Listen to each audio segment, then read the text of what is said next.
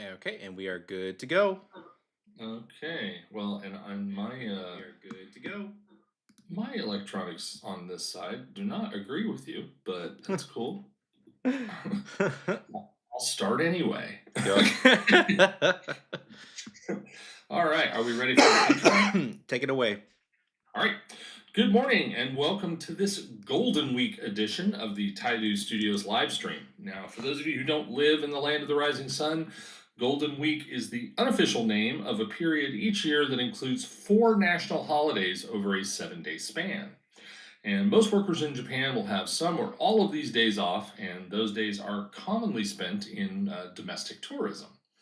What this means is that the train stations, the bus depots, the airports, and just about any tourist destination that you'd want to go to will be quite busy.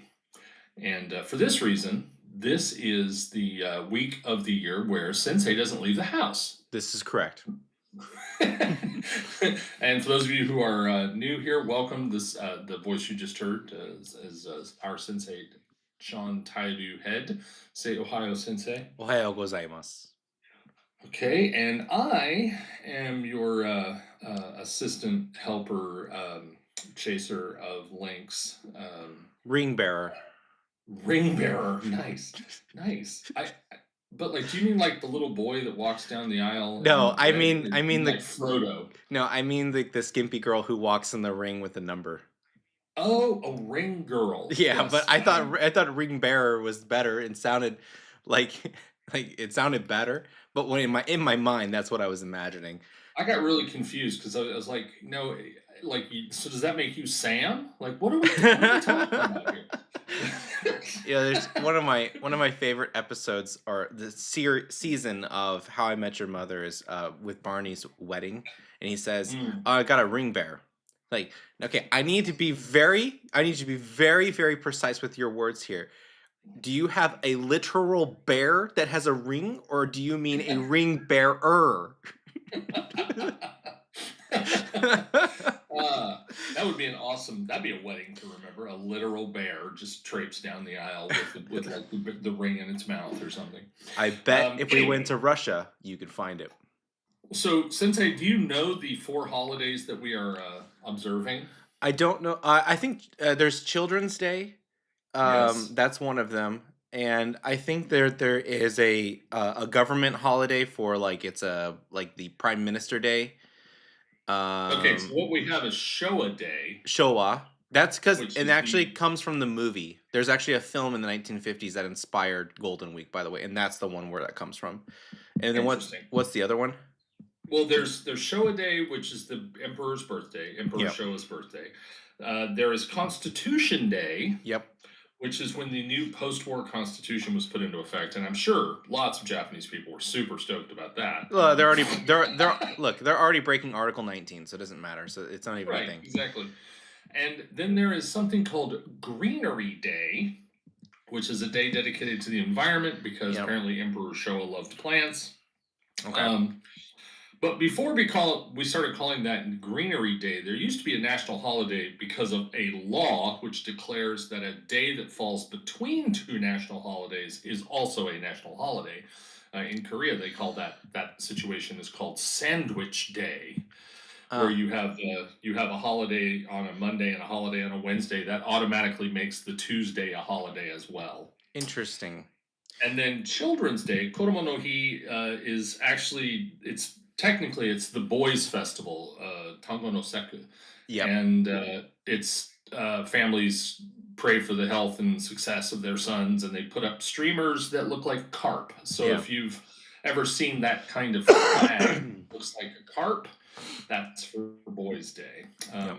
The Girls' Day festival it was back in March. It's Hina Matsuri. It's where they put up all the dolls Which no one around. does anymore So yes, because it is such a well, pain. yeah, yeah. Which so technically today is Boys' Festival, and but it's sort of referred to now as just Children's Day. Yeah, Children's Day. Yeah. And actually, in our little town, there's an enormous line of carp. These huge like carp they're like flags, but more like kites, really, because they're open, and when the wind catches them, they inflate and sort of fly. And yeah, huge, like along the one of the main drags, there's a huge row of them, and they're quite large. The Our little town has spent a substantial amount of money Mm, putting up carp flags. But yeah, mhm. so that's you probably aren't doing anything today since you have only daughters. Yep. Hopefully that will change soon. Now, do you get a lot of push from your Japanese family members to be like, hey, let's go do this, let's do that, because it's Golden Week? No, they're very good about it. They know that because I'm self-employed that I can kind of do whatever I want. Sure. And so then I'll tell them it's like, well, if you guys want to hang out, let's just do it the week after Golden Week, and there's nothing going on. Yeah, Um, and you can actually go somewhere and not be in a stand in line for an hour to get a donut. yeah. So what I do, what I used to do, and I've done this for the past 5 years, is that once Golden Week hits, my wife and I would just stay home and I just work feverishly and get build up a little bit of extra capital, and then I take some of that money the next week after Golden Week, and then we go out when everything's on discount. Ah, that's a good idea. I used to say it's very similar to like my favorite holiday in February, which is not Valentine's Day. It's February 15th. It's a holiday that I like to refer to as half price chocolate and stuffed animal day. That's right. That's right. And everything that didn't get sold the day before. Is there anything sadder than like unsold Valentine's Day chocolate on like the 15th or 16th of February? You just look at the little heart shaped box. You're like, oh, bless your heart. You tried so hard. You're still sitting here on a shelf. All right. Well, now that we're just about ready to hit the top of the hour, so now like the official live stream can really start. We have a question from the musicians roundtable. Just writing this Oh, now. nice. Can you tell us anything more about the Shido and Gyokushi one? I saw that they are for sale. Yes, thank you for mentioning that. So they are on the website. Linus, would you like to post the links for those? Yeah, I'll go ahead and throw those up right now. Yeah. So Um, we were actually going to talk about those today. So thank you for that. This is the two flutes that we have. We have the Gyokusui here at the top. I'm asking 1250 for it, which is under market value. It's a very nice flute, and if you're interested in hearing what it sounds like, you can go to the link that Linus publishes in the live chat here. There's a video link at the bottom there that you can check that out. And then we have the Yamaguchi Shiro, which is a very famous maker. Well, I mean, both of them are really famous. But the Shiro family is no longer making flutes. So this is Yamaguchi Shiro, the fourth, and he's a very famous kinko maker. So I'm asking 3,500 for this one, and that's under market value too. So both of them are under market value for that. Okay, and we have another question here from Inari Okami. Wow. oh yeah. Okay, I will get my bay leaves ready. Well, when you played the Ghost of Tsushima weather changing songs, what key was your shakuhachi? So that's a really good question, actually. So I used multiple different keys for those videos. On and actually the originals, some of them switch between the 1.8 and like a 2.5 and a 1.8 and a 2.6. So sometimes even the originals move, and I talk about that in the membership, which we'll talk about in the membership in a second. Sure. For the Sun's warm embrace, I used the 1.6, and then for the other one, I think it was Fog. I used this one, which is a 1.8. The chorus of raindrops, I used in Edo period 1.7. And then the last one, which the name is escaping me right now, I used a 2.0. So basically, I used a flute that was an E, E flat, D, and C. So I'll write those out for you. 1.7, 1.8, 2.0, I think 1.6 as well. So there you are. But on the membership, we actually have those tunes, and you can learn how to play them. You get the music for it as well.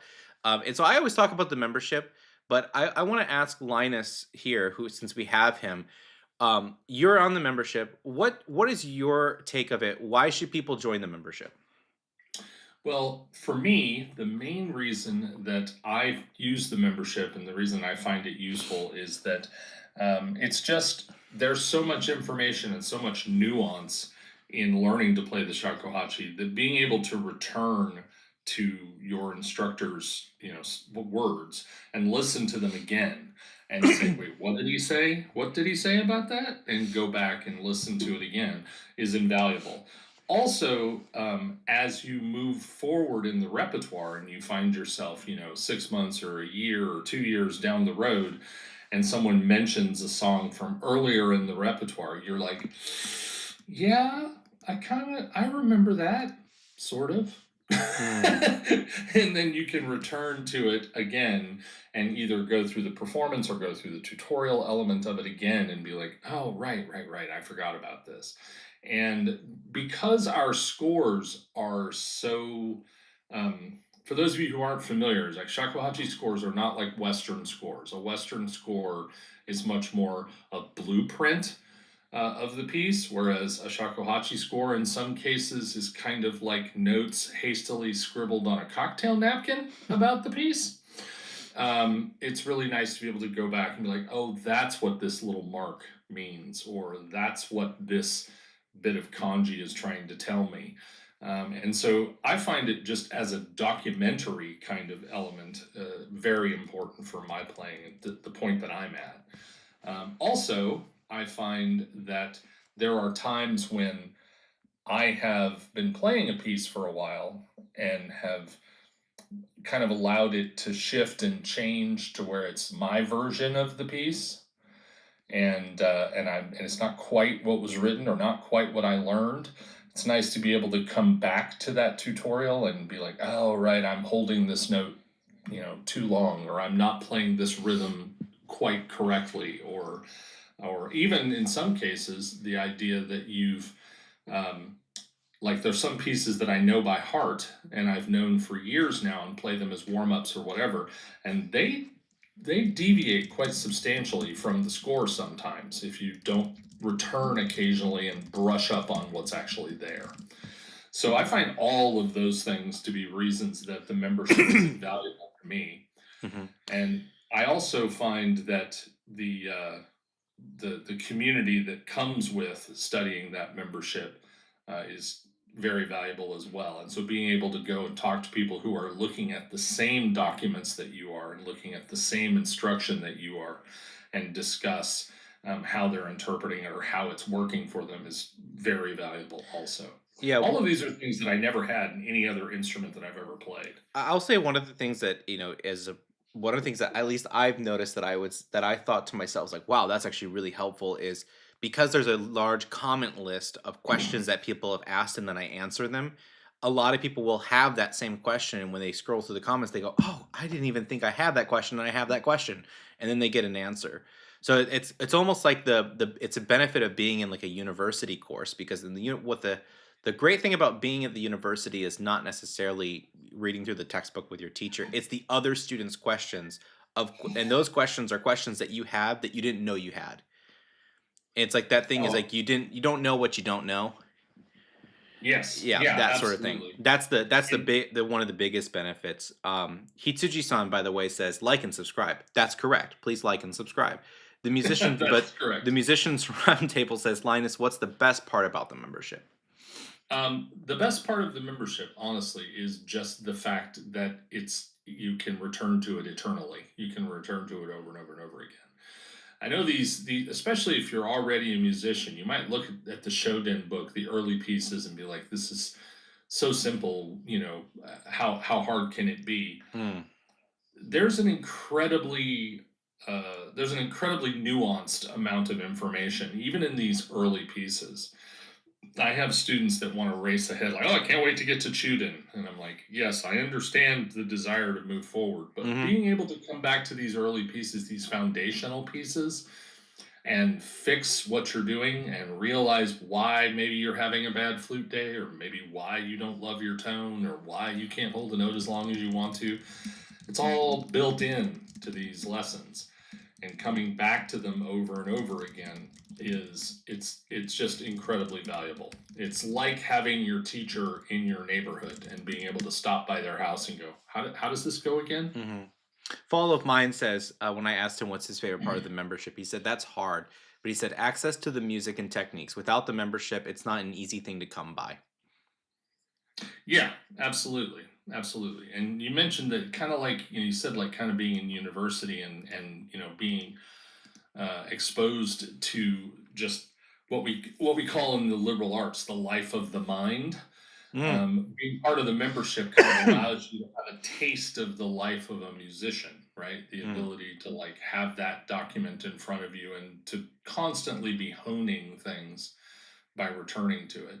I think also that a lot of people misunderstand um, the way all musical instruments work, which is you can learn a song and tuck it under your belt, move on, forget about it, come back to it in a year and play it again, and realize that there was a lot of stuff going on in that song that you missed the first time. Mm.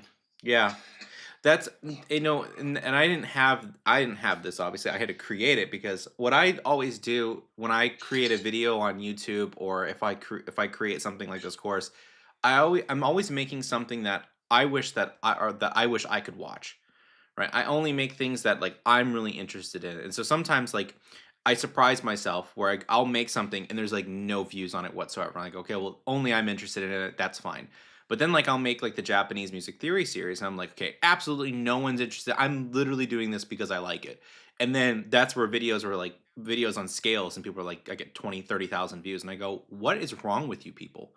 Right? Why do you guys care this much about scales? But people liked it so much I just kept making them, and so now we're working on another kind of in-depth scale review on Ritsu and Diol, which is like for me I'm like giddy and excited about it, but I can't see why people are super interested in that as well, but nonetheless.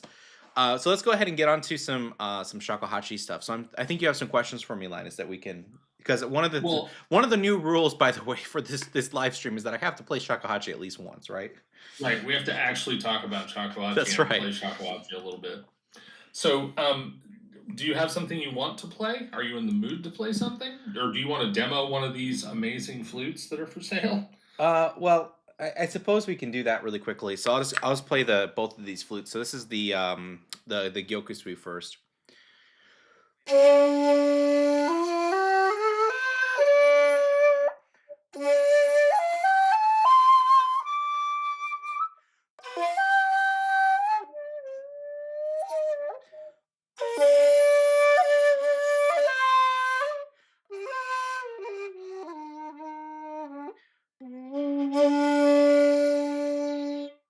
There's the Gyokusui. Nice early morning, no warm up plays. Very good. And that's a Gyokusui 1 and 2. Yeah, it's probably like 1950. Wow. It was definitely played a lot because I mean you can just see on like the coloration and even like the finger marks in the back. So somebody really played this. Whoever had this one literally kept it in storage. Like it was never really played. I think they bought it, said, oh, I'm gonna learn how to play shakuhachi, and then it stayed in a bag because there's not even any coloration changing. See, Wow. so and this is older than the Gyokusui too, so it definitely stayed inside the entire time. Yeah.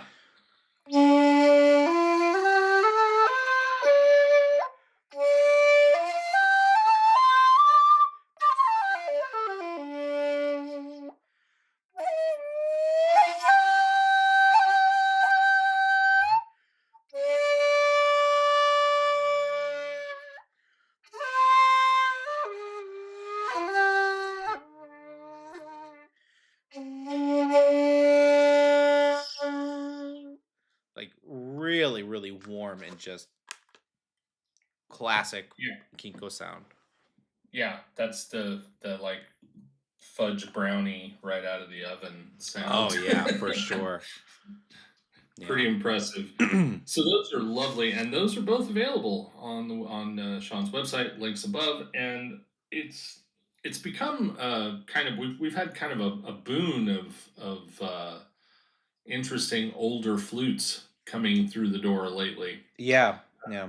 And so, is this like how much of this is just luck, and how much of this is you obsessively combing through sites?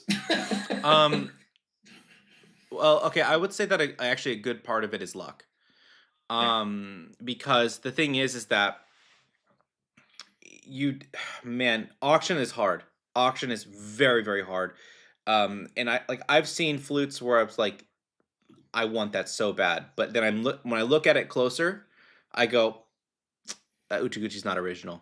I Yeah. know someone touched with it. I know someone messed with it, and it's like that crack on the back. That's a $400 repair easily, and it's like up the has it, the bore profile has been open. It's gonna have to be reshaped. It will never be original again.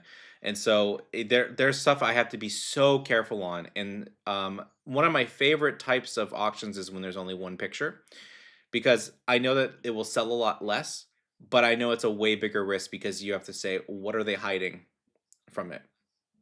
Yeah. So that's what so I would say a lot of it is really, really knowing flutes and then also just, praying to the Shakuhachi deities.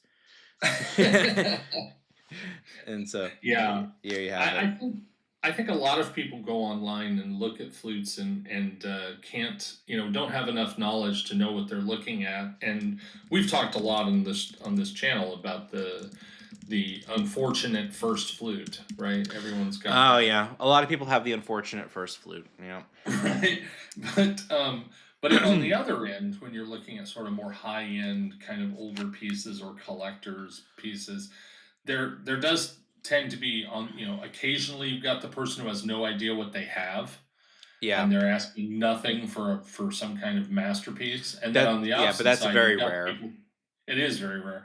And then you've also got the people who know that there are shakuhachi collectors or people who are looking for deals, and there's kind of what we refer to as stunt pricing, Mm, where someone just throws up a huge price and goes, "Well, maybe somebody will pay this for it," you know. yeah, yeah. And yeah, it's a difficult world shopping old shakuhachi. It's very Yeah, and the confusing. value is very hard to attach to it. So some things like, the Yamaguchi Shido, very easy to attach a value to because there is scarcity of them. They're highly sought after. And so like the almost the standard price is somewhere between 4 to 6,000 on them. That's like absolute standard.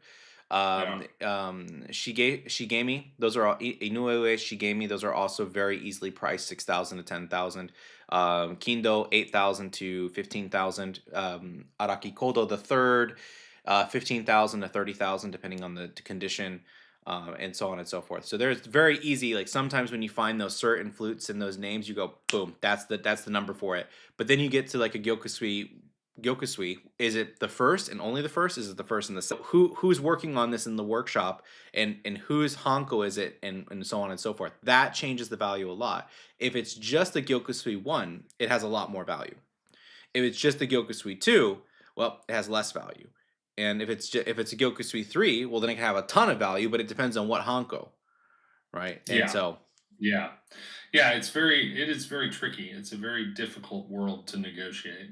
mm, We have a question from Sharon, yes. where she is struggling with tone being flat. This is I just did the Shoten lesson on practicing with the metronome, and the app also has a tuner. Now I can change things and see how it makes me flat slash sharp. So one of So the things I'd be really careful with, and I know it's going to sound like, well, why the hell do we have one then? Is I would avoid using the tuner. And the thing I would encourage you to do instead is use the tone part of it where it can generate a pitch and then match with that tone. So that way when you hear, like let's say you hear that pitch D, and I'll put up my app really quickly just to give this as an example because I do think it's that important. Um, let's just say we'll just do that's way too high. There we go. So this is an oboe playing D. Now I can just match that pitch.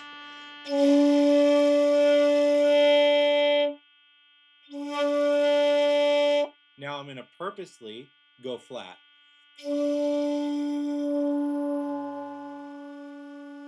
Now I'm going to come back up sharp. Okay, now I'm going to purposely go sharp.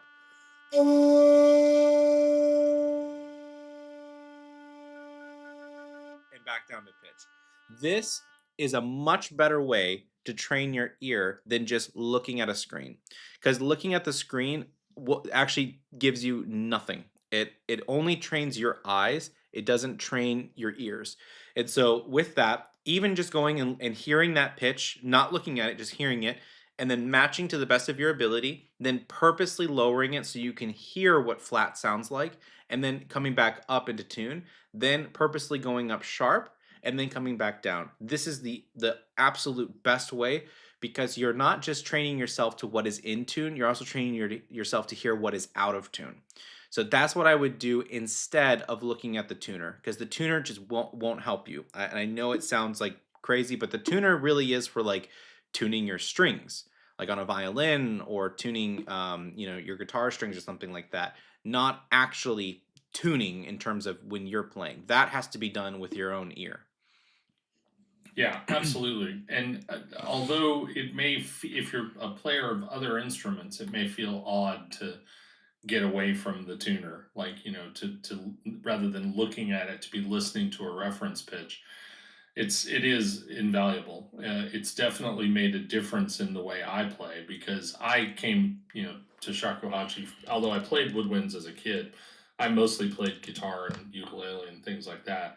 And a tuner on the headstock has become just kind of ubiquitous now.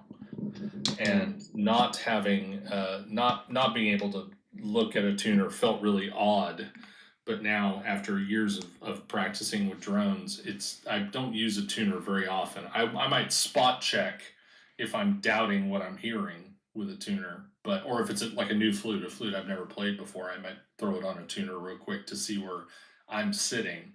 But yeah, the drone is definitely the way to go. Um, I had a I don't even know if I should tell the story. Okay, I'll tell a story anyways. There was a point where I went to go see a very very famous master, and this was like 6 or 7 years ago before I had made any big waves on YouTube, like when I was a nobody.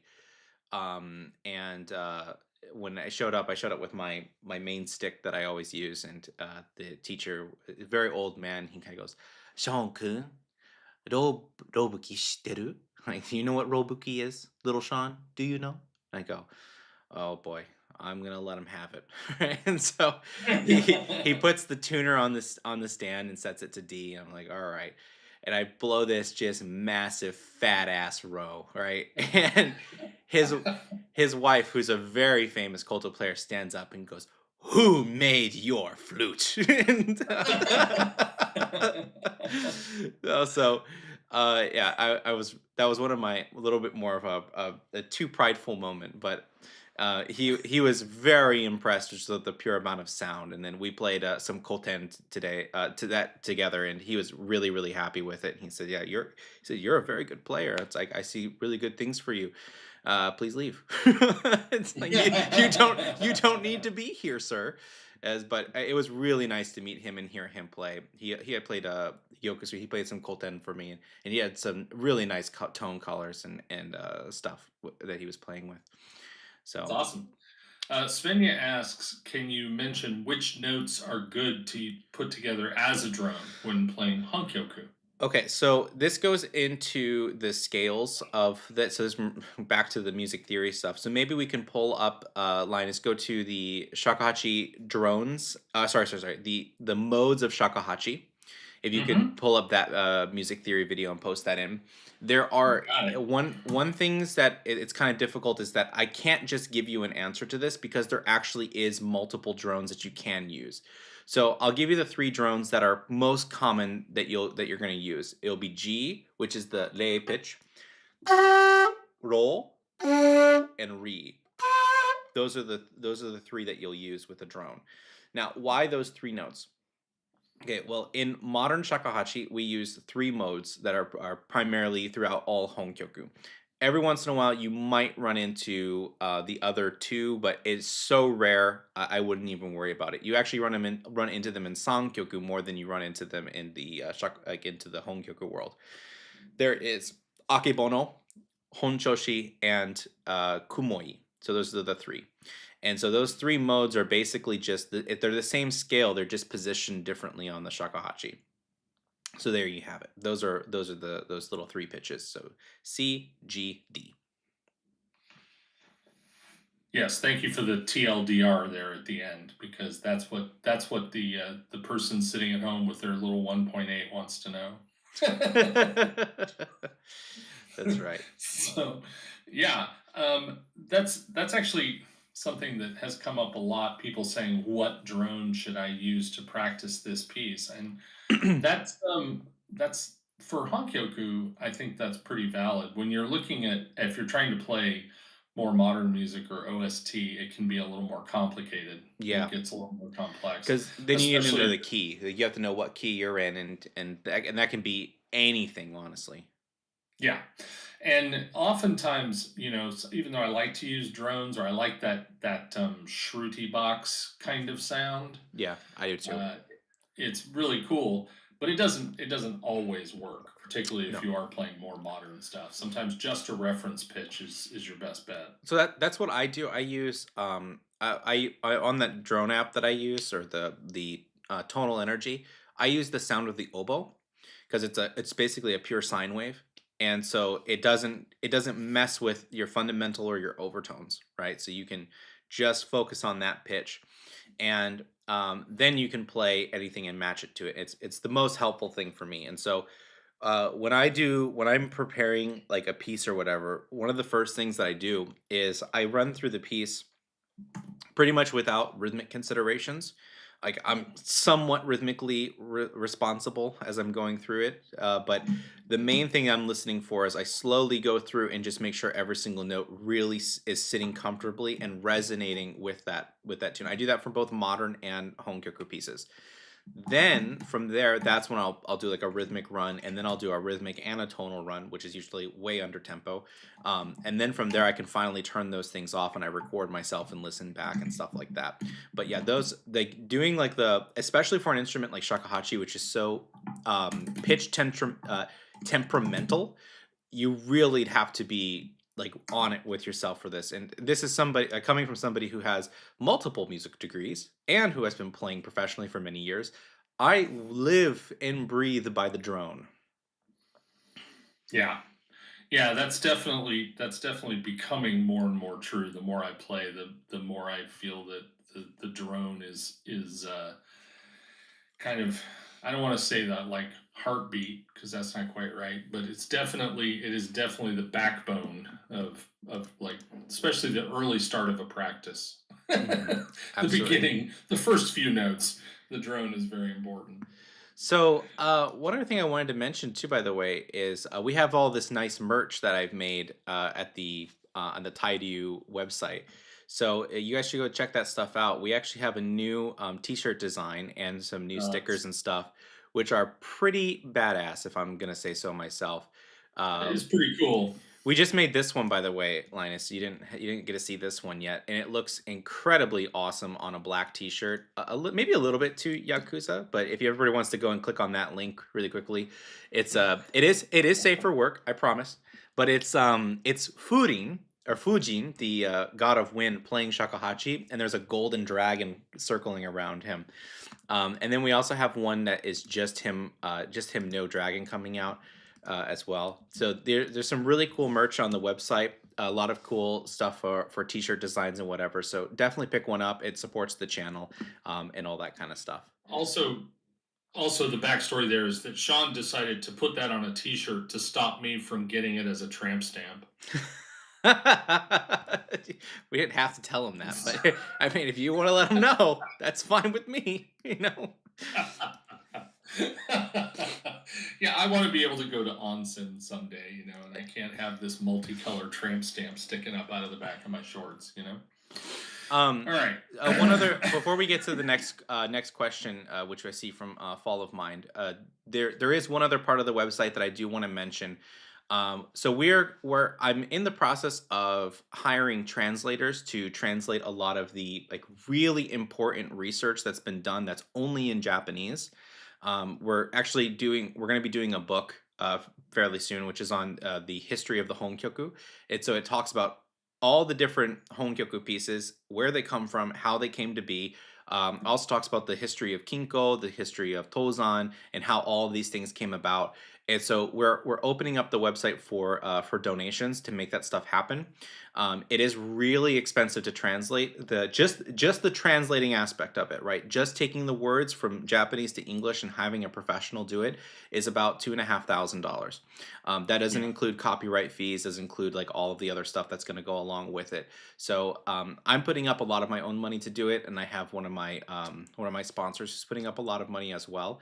But we would like to extend that to everybody to say, look, if you like the type of video content here that you're seeing, and you like, for example, if you like the play along videos with the koto and you want more of those, consider donating something to the channel, even if it's just $1 a month, right, or anything like that. It just helps with getting everything flowing. If you're a member, you're already doing that. Like if you're on the membership here, but if you want to do like a one-time donation, or if you're not really interested in the membership, but you want to donate and give some money to it that specifically goes towards stuff like this, then consider donating for us. Like back in the day, musicians had patrons, and people could go around and do whatever they wanted, and they could spend a long time thinking about stuff. Like Mozart had the Hofmeisters, or not, sorry, not the Hofmeisters, the Hofners. Hofmeister was a different composer. Telemann was working through the states. So was other big name composers. The Mannheim group also had a huge amount of sponsors, and so they could sit there and just write music and teach and write treaties and so on and so forth. We don't have that kind of stuff today. Everything has to be self-made. I'm not really huge on pushing products. Like I don't like doing it. I don't like having to ask for people to donate, but in order to keep the Shakuhachi alive, to do this kind of stuff that needs to be done, like translating and whatever, I have to ask for the support from the community. So do consider donating. If not, watching the channel, liking and subscribing also does the same thing. So just consider those as options. Yep. Like, share, and subscribe definitely helps us out. So you mentioned just now, you said it was the family that supported Mozart was Hofner? Yes. Like, did they, is that the same family that ended up making the bass that Paul McCartney made so famous? The Hofner bass? I let me I'd have to look that up. Or actually, since you are a researcher, why don't you look that up and Sure. see? So, I'm just um, curious. Mozart has his 35th symphony is called the Hofner Symphony because it was sponsored Huh. by them. They were the patrons at that time. Pretty much most of the pieces that Mozart wrote were, sponsored under some sort of, system that he was in. He was in part of, either he was a court musician or he was a part of a church or something. He was getting money from somewhere to write these things.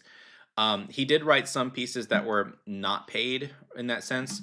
Like he wrote a double concerto for a symphony concertant for his father and himself, who they never really got along. But he wrote that when his mother died, and that second movement is just like a painful homage to the love he had for his mother.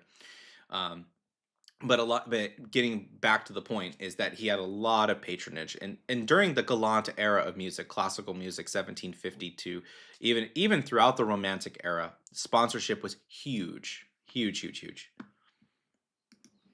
Yeah, being a patron is something that has unfortunately died away. And although Patreon was kind of an attempt to bring that back to life, Patreon's Hmm. um, got a different feel, right? I know Yeah. people who are Patreon artists, and the way they describe it is that their patrons get very demanding. It's kind of a dance, monkey dance, and Yeah, they. it's the reason why I don't do Patreon is because of that, because then you're the whole entire point of, well, here's what my theory is. We have the patrons, and what the patron says, look, we're going to give you the money to do your art. I'm not looking for anything in return. I like what you do, and I want to support it. That was the original patron. Then Right. where that got replaced with tenure. So it's like, look, we may not agree with you with what you do, but we're going to keep paying you a paycheck, and we need you to produce stuff. Now, in the end, whatever you produce, we own, but we want you to produce stuff. Yeah. Then that got replaced with what? The online kind of Patreon stuff, right? And then it became like Dance Monkey Dance sort of thing, which is becomes then a full-time job. You're not actually creating anything. You're just doing when people says, like, put a quarter in the jukebox, baby. Yeah. Yeah, and of course the tenure situation is also, it's got its problems because it kind of puts productivity and creativity on a schedule. Yeah. Like, Yeah. and we will have a concert every fall, and at that concert, you will debut a new work, Yeah. right?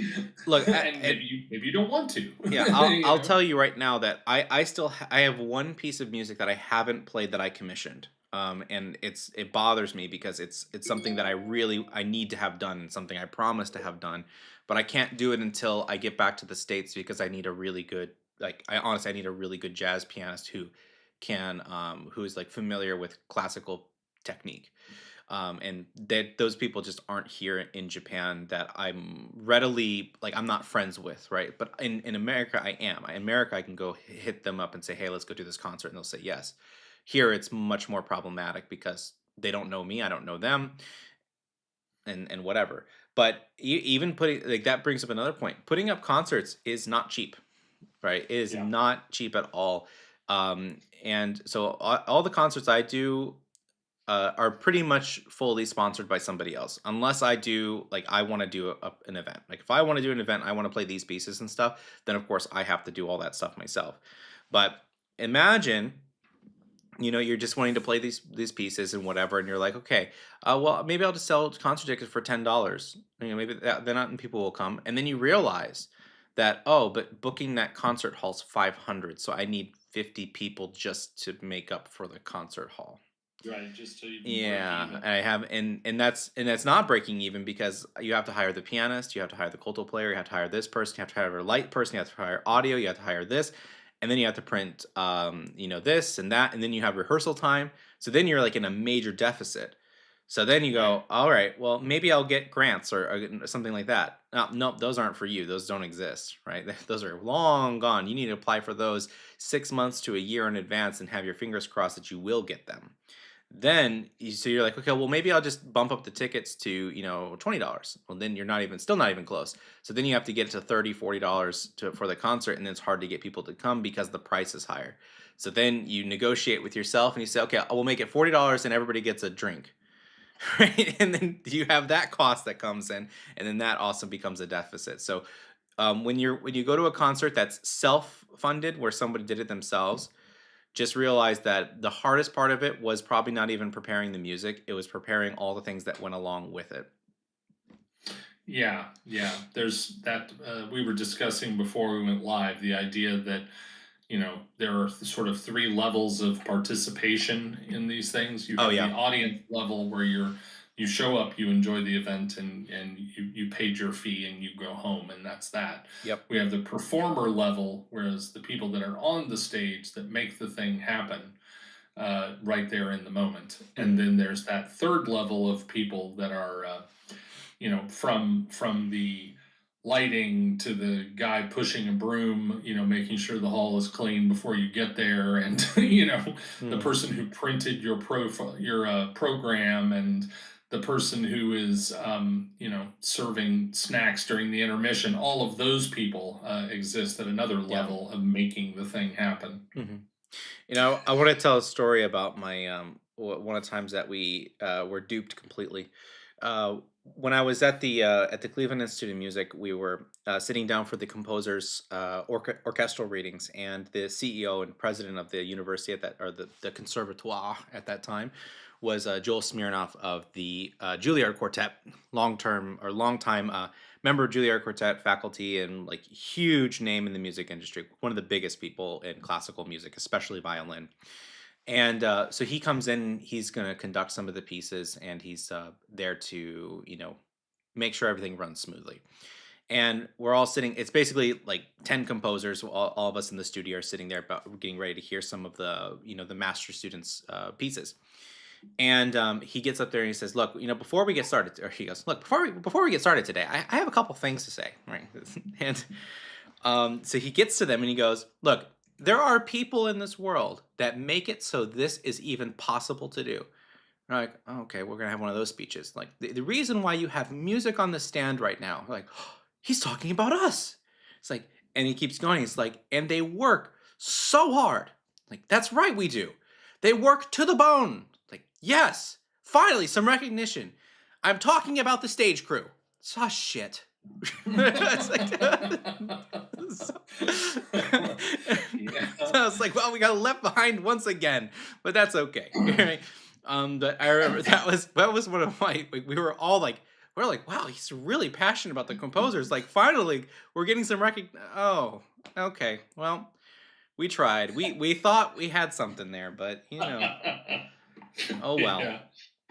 So I notice in the Discord chat that we've got a little Spanish meetup taking place there between the people from Ecuador and the people listening in from Buenos Aires. Yeah, we have a lot of there's people from all around the world who join in into our groups. So people should, consider joining that Discord. Maybe you want to drop that link in there?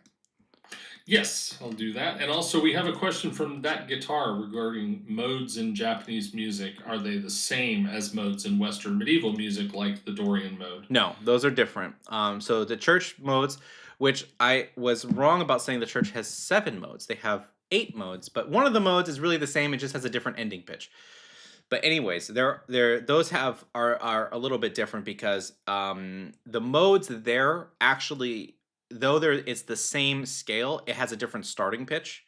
Whereas the pitch collection that happens on the shakuhachi modes, the pitches do change. And but we have 2 stopping tones in Japanese music, so it's a little bit different. And what I mean, I should say, like, I don't know how deep I want to get into this, but basically, here's what I'll say. I have 8 videos about the music theory behind shakuhachi and stuff like that. Also talking about shomyo and hitoyogiri. I would highly recommend that you go and watch them. It's about 4.5 hours of content. So if you really want to get a super baseline understanding of general Japanese music theory, and look, we're still making more, I would go there. Some of the upcoming topics that I want to work on, which again is a very, very difficult thing because it's super under researched. So, like I say, like, oh, I'm going to make this video, but behind the scenes, it takes like 30 hours of research. We're going to do a video on Ritsu and Ryo. So, those are the 2 scales, which they're really actually 1 scale in some cases. But we're gonna talk about the Ritsu and Ryo and what's different about them and what's like the kind of philosophy behind them and why we have them and why don't we use them today in modern shakuhachi playing. We're gonna do form and analysis of honkyoku. So what's the actual structure of the music? Like are they in sections? Do they have like melodic repeated ideas, or how is the music like composed in that sense?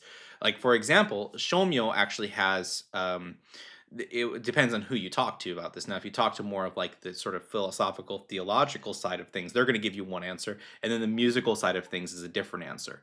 So there's going to be specific reasons why things move in certain ways that represent for certain Buddhist ideals or Shingon ideals.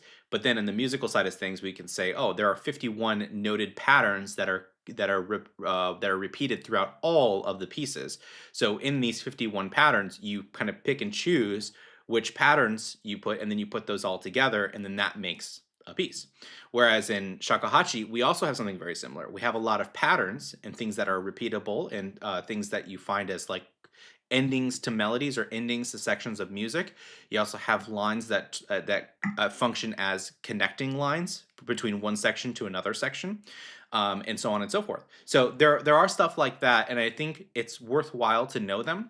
But it doesn't change how you play, right? You're still going to play the same way, most likely. You just might realize why you play how you play, and that's kind of the benefit of only benefit of music theory is like, oh, so that's why we do that, right?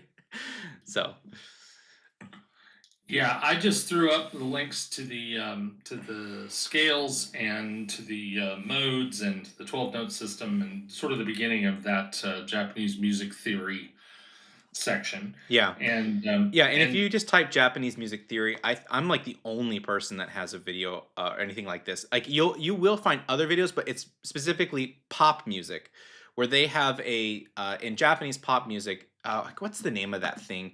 Let me look it up really quickly. There's the chord progression of Japanese pop music. It's interesting, I called didn't know that. yeah. So it's called so it's a 3/6 progression, or and then they use dominant 3/6 for even a stronger sound. So they go 5 diminished 3/6, and actually a name for it too, but I can't remember the name. The Yeah, I Royal. thought. Okay, it's called the Royal Road progression. That's what it's called. Huh. And Interesting. and here I even have it written out here. So it's a major 4, Dom 7, minor 3, minor 3 7, and then 6. That is the chord progression that's used in like almost all Japanese pop music. You can hear it from everything from like enka all the way up into like last week's J-pop thing. Very very popular, extremely like Japanese popular music distinct. So if you're ever wondering like how do they get that sound they get, that's where that is basically the harmonies that go under it. So Odo Shinko. Interesting. I have never heard of this before. Um, and because, my exposure to Asian pop music was initially K-pop, and I foolishly wrote it off as it's the '90s boy bands all over again. Oh yeah. It's a Hmm. little more complicated than that, apparently. Yeah, it is. It is. It always is. Okay. So Italo. Uh, yeah, Italo has a question. How many cents sharper or flatter is it okay to be when playing the shakuhachi? Like if I'm playing a chi 12 cents flatter or sharper, is that okay? Um so this gets into the question where we've kind of mentioned this topic a couple times, and I think maybe at some point one of the video topics that I'll do is I'm going to talk about traditional Japanese tuning. So let me just make a note of that because it's such an important in classical shakuhachi. And so, Well, can I give you my answer to this question? sure. Italo, are you okay with it? Because it's quite seriously, like Yeah, with shakuhachi being such a solo-oriented instrument, are you in tone? Are you in tune with yourself? yeah, If you're in tune with yourself, then cool. Like, yeah. So one of the things, pen, pensive stance. That's that is that is probably one of the greatest remarks that we have read on this live chat. Congratulations, Italo. You have earned something. I don't know what you have earned, but some kind of award for that. Yeah, there has to be some sort of award for that. that needs Maybe to be a T-shirt. Just someone like you remember the character, the meme from the early 2000s, Velociraptor. yes, yes, yes. He's So like his claw on his jaw, like thinking. yeah, Just pensive stance. yeah, pensive stance. That should be a T-shirt. Okay, well, we'll think about it. Okay, so let me. So I think that the answer is very good actually, Linus. And the if you listen to my Honkyoku CDs, Taidu Honkyoku 1 through 4, I use my 3.0 a lot on those series of CDs, and I want to make another point about that as well too. But the 3.0 that I have is actually an F quarter tone sharp. So I'll never be in tune with anybody else unless they happen to have an instrument that they're tuning to F quarter tone sharp.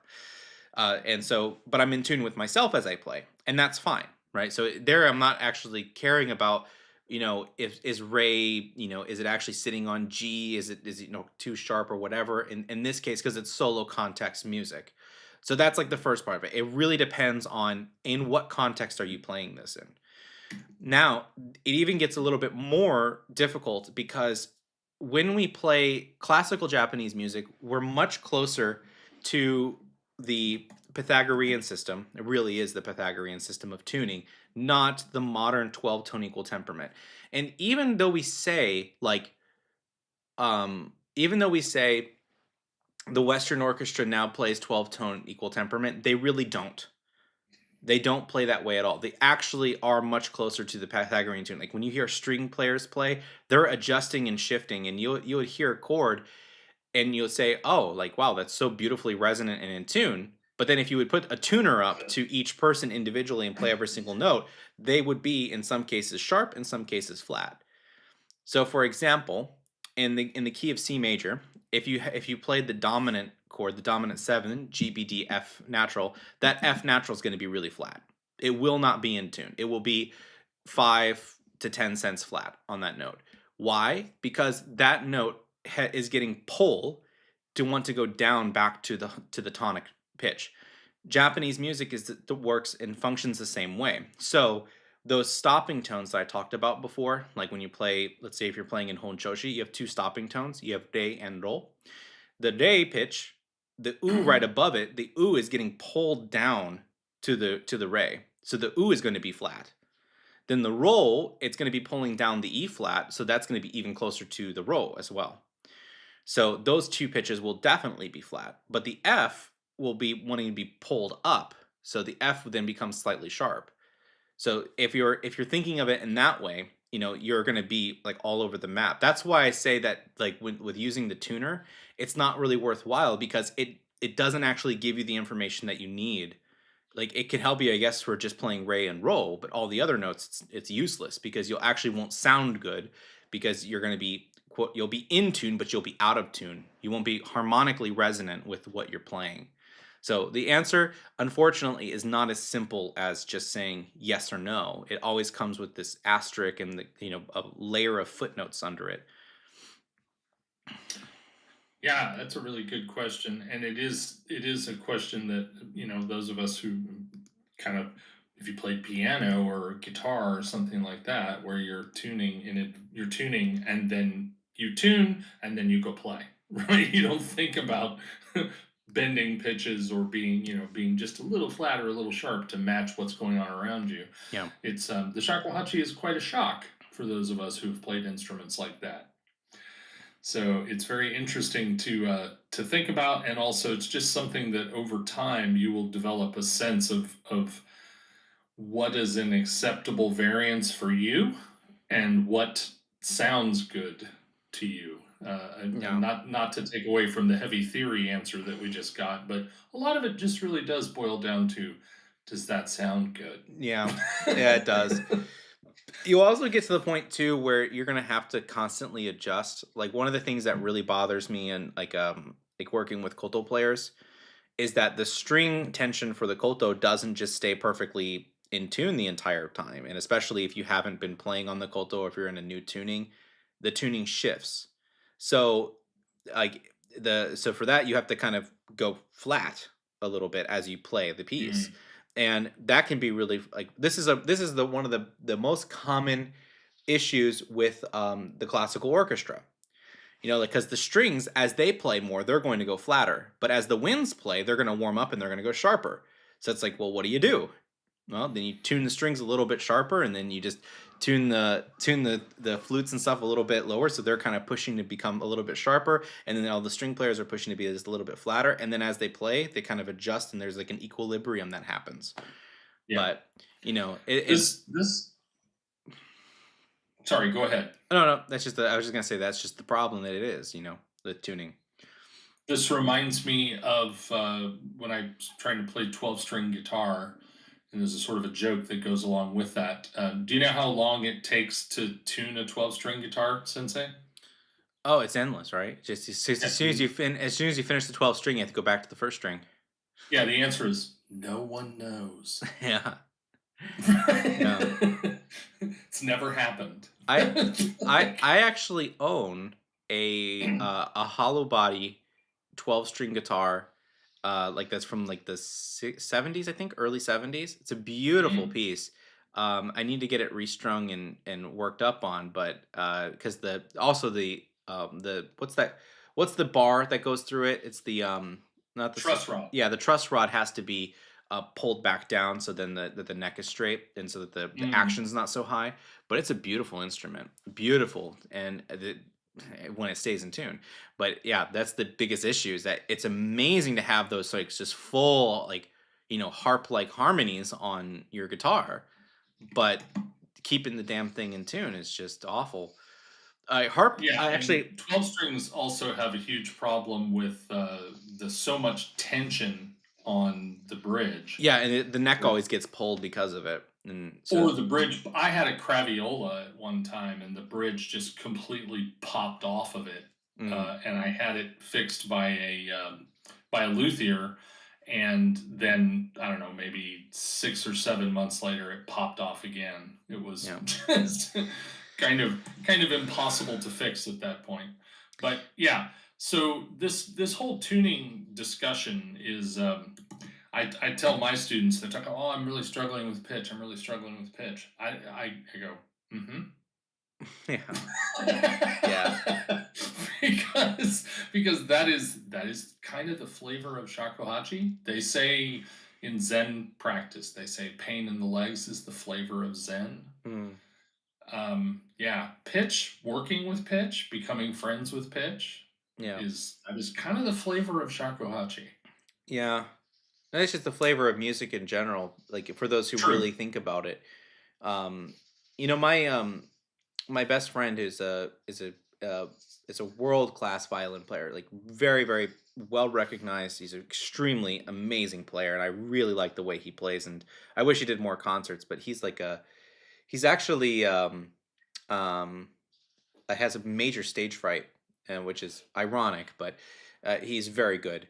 He does much better in ensemble stuff, but nonetheless, uh, we had talked about that before too, with just pitch and whatever, and he was telling me, like, going through like this. He went through this time period where all he did was just scale systems, and like he was just playing scales and all the different variations and playing through them and just mastering pitch, and what that sounds like and whatever, and how to adjust and hear things in its context and whatever. And wow, does he play like just impeccably in tune. And my I have a friend, another friend too, really close friend of mine. We were actually roommates at Cleveland Institute of Music. He's a cellist, and he has the same level of perfect pitch that Debussy's piano tuner had. Wow. Which is, for those who don't know, the reason why we have 12 tone equal temperament is because of Debussy's piano tuner, because he was the only person in the world at the time who could do that. Um, and yeah, he can tell you basically to the cent where you are on a note. And he said the same thing to me. It's like, look, in that it's a bigger curse to have that have that skill, because it makes it actually harder to adjust, especially when the orchestra starts playing perpetually 10 5 cents flats, for example, or 5 cents sharp. Then it becomes very painful to adjust for him, because he knows where that pitch should be, but not where it actually needs to be. Right. I can't remember who the composer was, but I heard a story about a composer who had just moved into a new office at a university, and there was a fly buzzing around in the office, and the fly was buzzing like 5 cents flat of a major pitch. And he was just going crazy, like listening to the fly. And eventually he complained about it, and the janitor of the building tried to kill the fly, couldn't find it, eventually just raised the temperature in the room slightly. And it made the fly come up a little bit and got it closer to pitch so the composer could continue to function.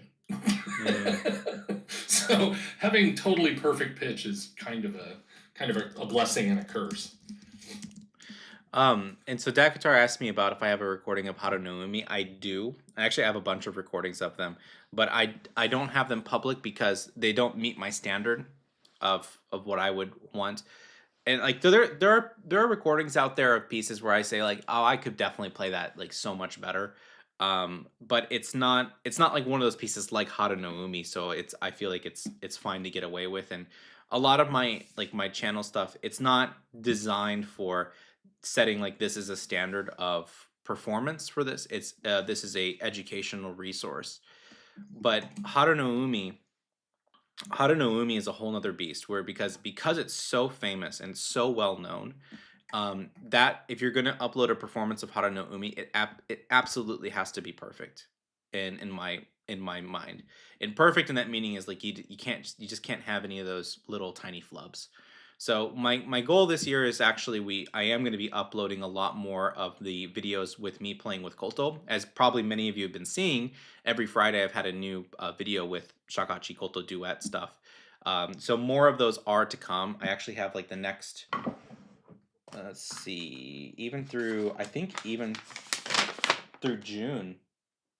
Yeah, a couple concerts, and even in June we'll have new videos of me playing with Kolto, and then we're doing a bunch of new pieces this year for Shakuhachi and Koto that the idea behind it is huin, which is basically kind of like harmonies of the wind. And so it's all really beautiful, like melodic music. And so in that, I really do hope to have a stunning performance of Haru no Umi. Actually, one of the times I this is the curse, okay, and Linus can speak to this as well.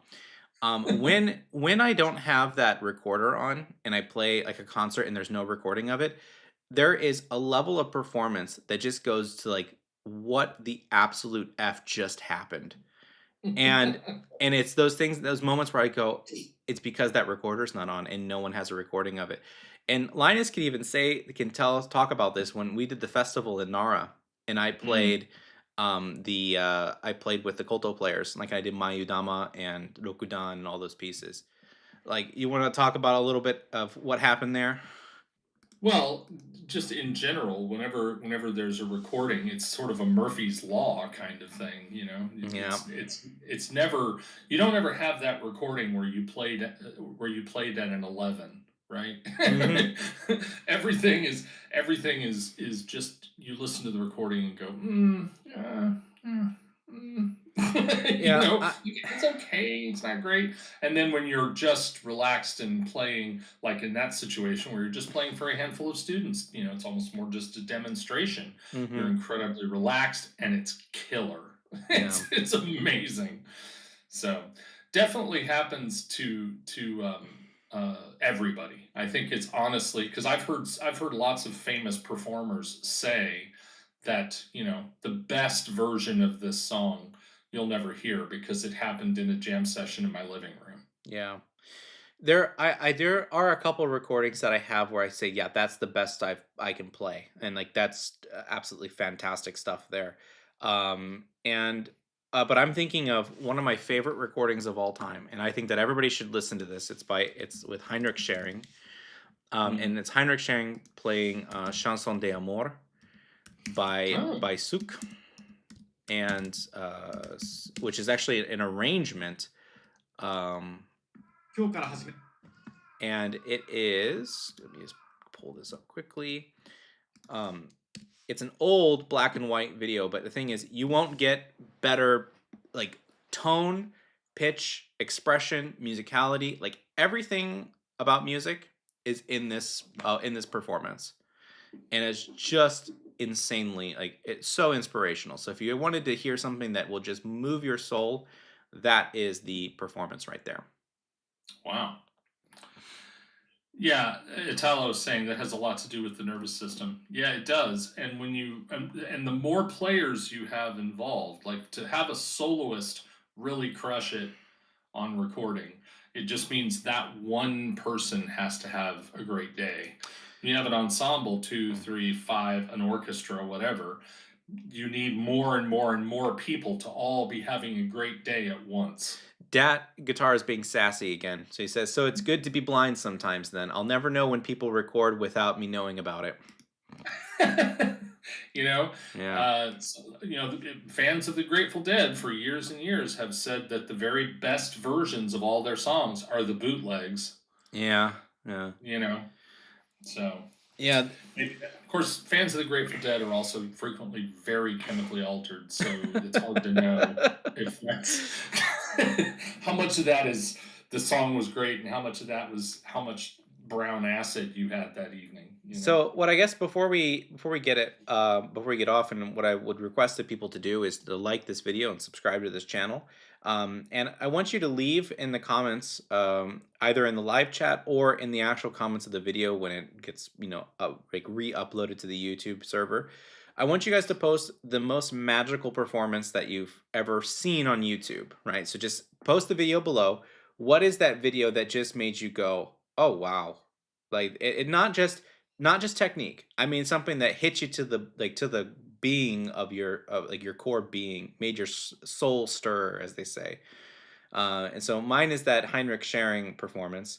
Uh, Post your videos, and we'll hear from it. And with that being I, said, I Linus. think we should. Well, I think we should also have a caveat that sharing performance and also your version of Barbie Girl should be Oh, excluded. jeez. Yeah, I know that Barbie girl one. I know it just really shook everybody's Yes. soul. I wept You the did? first time. Yeah, I mean, I had a different type of weeping, but yeah. There's a cream for that. All right. So, all right. Well, thank you for joining us today. Like, share, subscribe. And when you subscribe, you got to also push the bell button, which is the actual subscribe. And that helps out the channel a lot. Thanks for being here. And just for those of you who are keeping score at home, we played some Shakuhachi today. We talked almost exclusively about Shakuhachi, and we didn't even get to the topic that I had written down for the day. So this was a great live stream. Thank you for making that happen, chat. All right. With that being said, row for 10.